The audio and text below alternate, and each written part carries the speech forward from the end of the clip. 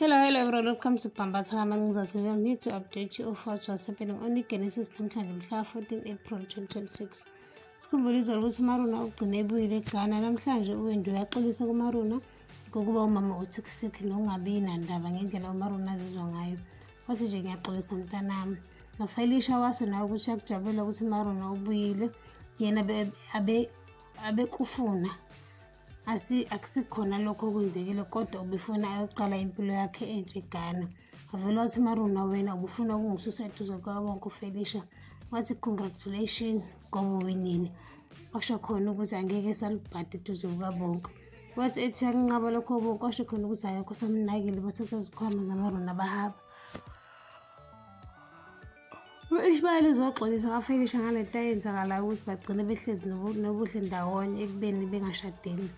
Avele wathi uFelicia, khululeka mfana wami, ngiyazi ukuthi yonke le nto eyenzakalayo inkani kanobuhle, hhayi omunye umuntu. Washo khona ukuthi akamzondi u-Ishmael ngale nto eyenzakalayo futhi akanendaba. Wathi okumele ukwazi ukuthi wena nobuhle nihlezi nilwa njengoba elwa nami. Wathi ngiyakupha mfana wami, umthathe mahhala. Gabriel ubona uphethe izimbali, uzobona uMaruna ukuthi uhambe kanjani eGhana, nakhona uzomnayina nje ngoba uyena embophisela into engekho. Wathi nje asikho isidingo sokuthi elokhu eya koGhana for iGenesis record ngoba ikhona i-revelation. Wathi uyimbokodo wena. Lapho kaSedibeng basacasula ukuthi nje kade eye kwi-podcast wayothi uMpumi akanangoma, zonke lezi zingoma zabhalwa uBaseTsatsa. Lapho noMpumi uyakhuluma ngoba nakho ecasukile, uGabriel utshela uMaruna ukuthi akatshela uSisi wakhe athule ngoba uzomoshakalelwa i-future yakhe. Wathi nje uMpumi, wena Gabriel uyakhohlwa ukuthi anginendaba vele mina ukulahlekelwa yikho konke ngoba vele angisenalutho kusele. Wahleka kancane uGabriel wathi khona awusele nalutho ngempela. Wabe sethi uyayikhumbula le nto eyenzeke ehhotela nomzi wakhe? Wavele wathula uMpumi. Waqhubeka uGabriel wathi kwakunzima kudliwa ngashapeni kushobana namashedi. Wabe sethi izinto ziyaphuma Mpumi. Wathi ethi uMpumi, uwena nje lwangifaka lapho wangathi akamuzi uGabriel. Wathi nje mina ngungubi ngaba kuleyo podcast obizwe kuyo. Wathi nje uMpumi akusho mekusha Gabriel, ngeke mina ngingayi kwi-podcast.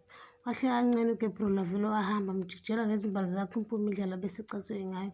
U-Ishmael uyise uNobuhle e-restaurant lena befuna ukudla kuyona i-breakfast.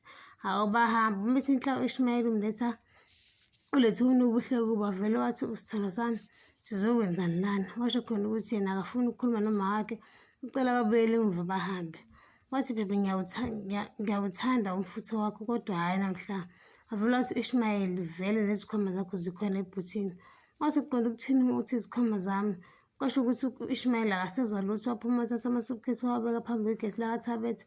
Wabe semtshela ukuthi noma ngabe bafuna ukwakha i-future kodwa hhayi ngale ndlela. Wathi nje asikwazi ukudelela umndeni wakho. Wathi lokhu akusho ukuthi angikuthandi. Wathi ngiyakuthanda. Wathi uNobuhle akafuni yena ukusala. Wathi nje uma eke wamshiya u-Ishmael uzovela abize u-Uber amlandele. Wathi nje u-Ishmael, ngicela uhloniphe isinqumo engisithathile please. Wathi nje i-choice yakhe lena eyenzile kanjalo nomzimba wakhe. Wavele wangena emotweni u-Ishmael wahamba. Wathi uyamlandela uNobuhle. Wathi Ishmael, Nobuhle hamba.